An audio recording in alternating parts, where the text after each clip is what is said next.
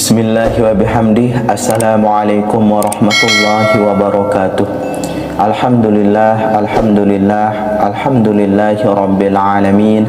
Wassalatu wassalamu ala asrafil anbiya'i wal mursalin wa ala alihi wa sahbihi ajma'in. Segala puji milik Allah yang telah memberikan taufik dan rahmatnya kepada kita semua. Salawat beserta salam kita haturkan kepada junjungan kita Nabi besar Muhammad sallallahu alaihi wasallam beserta keluarga, para sahabat dan orang-orang yang senantiasa mengikuti beliau sampai yaumil kiamah. Allahumma salli ala sayyidina Muhammad wa ala ali sayyidina Muhammad. Dalam kehidupan bersosial, tentu kita tidak bisa menjadikan semua orang menyenangi kita. Ada saja yang tidak suka atas perbuatan serta tingkah yang kita miliki. Terkadang kita menemukan orang-orang yang justru tidak menyukai kita, padahal kita merasa tidak pernah menyinggung mereka. Lantas, bagaimana dengan persaingan bisnis? Apakah sama juga?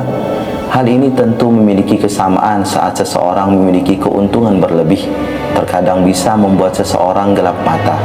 Saking inginnya mengalahkan saingan, segala cara lantas dilakukan, termasuk menggunakan ilmu hitam.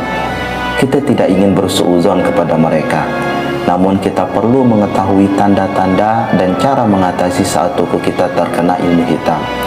Untuk lebih jelasnya, berikut ulasan mengenai ciri-ciri tempat usaha kena guna-guna.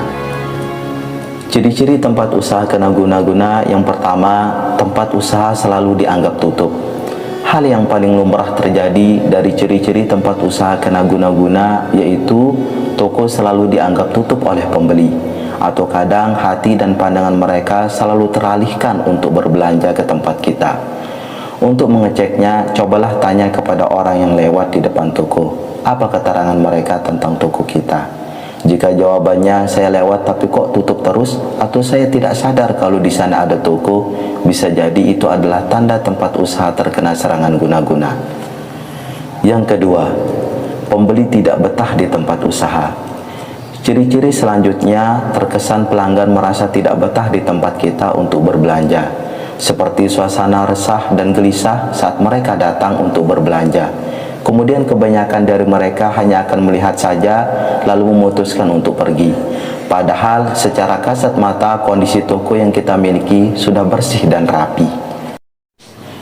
Yang ketiga, muncul aroma yang aneh.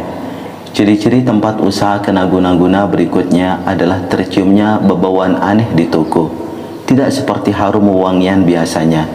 Aroma aneh ini akan muncul tiba-tiba lalu hilang begitu saja. Meski dicari ke segala sudut, kamu tidak dapat menemukan sumber bau ini. Nah, aroma inilah yang kemudian bisa membuat penjual maupun pembeli merasa takut dan merinding. Yang keempat, muncul benda asing di dalam makanan. Apabila usaha bergerak di bidang kuliner, serangan santet bisa ditandai dengan munculnya benda asing di dalam makanan yang kamu jual. Benda asing ini bisa berupa hewan kecil hingga kotoran yang membuat selera makan pengunjung menurun drastis. Lalu mereka akan kapok berkunjung dan memberikan review negatif mengenai tempat usahamu. Efek jangka panjangnya, citra tempat usaha akan anjlok dan sepi. Yang kelima, makanan cepat basi. Ciri-ciri tempat usaha kena guna-guna berikutnya adalah makanan yang kamu buat menjadi cepat basi dan terasa pahit di lidah. Persediaan bahan masakan yang sudah tersimpan baik maupun mendadak rusak tanpa alasan.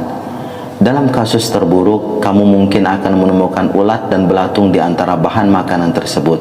Padahal ketika membelinya, kamu sangat yakin bahwa kondisinya masih fresh. Yang keenam, kehidupan pribadi mulai terganggu. Bila sihir guna-guna terlalu kuat, ia bisa mengganggu kehidupan pribadi dari pemilik usaha. Contoh paling terlihat adalah tak nyenyak tidur, kerap bermimpi buruk, dan mendengar suara-suara aneh. Pada titik terparah, pemilik toko atau pekerja bisa melihat penampakan hantu. Nauzubillah. Itulah 6 ciri-ciri tempat usaha kena guna-guna. Pada dasarnya, terkadang dari yang 6 ini tidak harus terjadi semuanya. Kita berharap Allah selalu memberikan pemeliharaan dan penjagaan kepada kita dari hal-hal yang justru mengganggu kehidupan yang kita miliki. Para ulama sudah mengajarkan kepada kita tentang pentingnya berdoa dalam kehidupan. Salah satu amalan yang paling sering diajarkan adalah mengamalkan ayat kursi dan 3 surah terakhir dari Al-Quran, yaitu surat Al-Ikhlas, Al-Falaq, dan An-Nas. Dilanjutkan dengan doa yang langsung diambil dari Al-Quran yang berbunyi, Bismillahirrahmanirrahim, Allahi tawakkalna, Rabbana la taj'alna fitnatan lil qawmi zalimin, wa najjina birahmatika minal qawmil kafirin.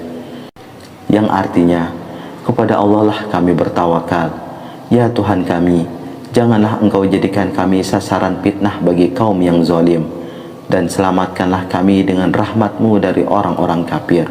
Quran Surah Yunus ayat 85 sampai dengan 86. Wallahu a'lam.